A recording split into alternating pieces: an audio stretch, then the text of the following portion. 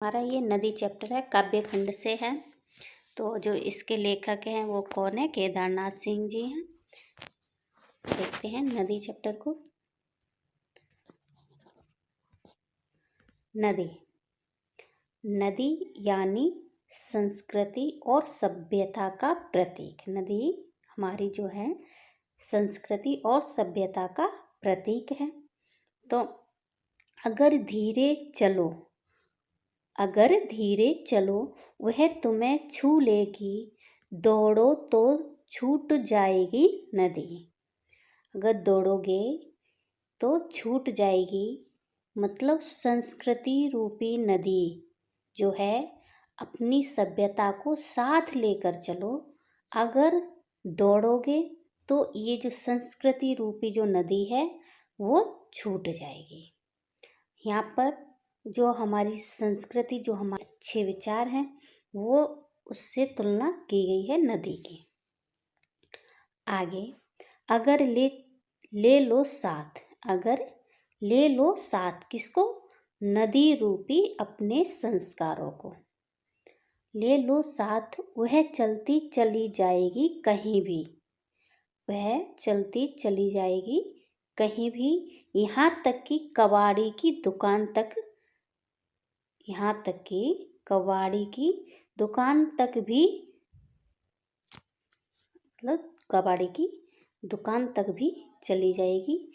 जो हमारी संस्कृति है, जो हमारी सभ्यता है, उसको अनदेखा ना करो, क्योंकि ये छूट जाएगी। और अगर इसको साथ में ले लो तो ये कहीं तक भी चली जाएगी, तुम्हें सम्मान दिलाएगी।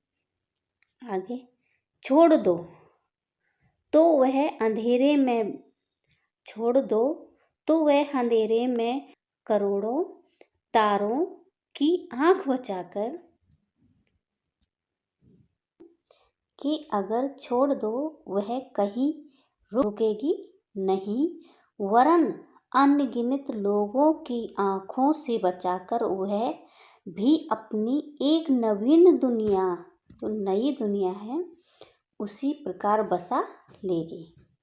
आगे देखते हैं।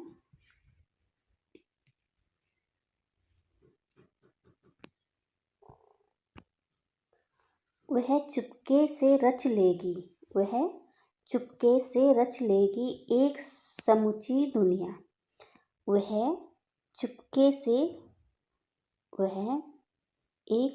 से मतलब नवीन दुनिया जो है वो रच लेगी। एक छोटा सा घोंगा अपने पास सीप की रचना कर लेता है। उसी प्रकार जो घोंगा होता है वो अपने आसपास छोटा सा घोंगा, तो जो छोटा सा घोंगा होता है अपने आसपास जो सीप की रचना कर लेता है, ठीक उसी प्रकार। ठीक है। सच्चाई यह है कि तुम कहीं भी रहो, तुम्हें वर्ष के सबसे कठिन दिनों में भी प्यार करती एक नदी। मतलब तुम कहीं भी रहो, कितना भी समय कठिन हो, ये जो तुम्हारी संस्कृति है ये हमेशा तुम्हें प्यार करती है। संस्कृति से कभी अलग मत होना। आगे क्या कहते हैं लेखक? नदी जो इस समय नहीं है इस घर में, पर होगी जरूर कहीं न कहीं। आगे देखते हैं। होगी जरूर कहीं न कहीं, किसी चटाई या फूलदान के नीचे। कभी यहाँ पर ये कहता है कहीं पर भी रहें। वर्ष के सबसे कठिन और माने जाने वाले ग्रीष्म के दिनों में भी ये स्नेह रूपी जल से ये प्रेम को प्रदान कराती है। और क्या कहते हैं? फूलदान के नीचे मतलब कहीं ना कहीं भी ये संस्कार जो हैं वो मिलेंगे जरूर। चुपचाप बहती हुई जो संस्कृति रूपी जो नदी है वो चुपचाप बहती कभी सुनना, कभी उसको सुनना। आगे, कभी सुनना, सारा शहर सो जाए, जब सारा शहर सो जाए तो किवाड़ों पर कान लगाना। मतलब क्या है यहाँ पर जो कवि कहना चाहता है, कभी शांत मन से अपने हृदय के किवाड़ों के कान लगाकर सुनना, अपने हृदय के किवाड़ों के कान लगाकर सुनना। मतलब यहाँ पर अपने हृदय की बात कही है, अपने हृदय पर कान लगाकर सुनना। धीरे धीरे सुनना, कहीं आसपास एक मादा घड़ियाल की करहा की तरह सुनाई देगी नदी।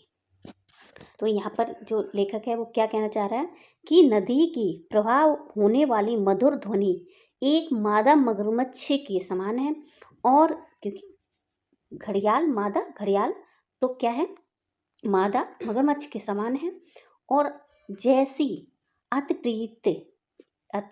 प्रीत प्रेम होगी स्पष्ट नदी, किसी न किसी रूप में सदैव हमारे साथ ही रहती है।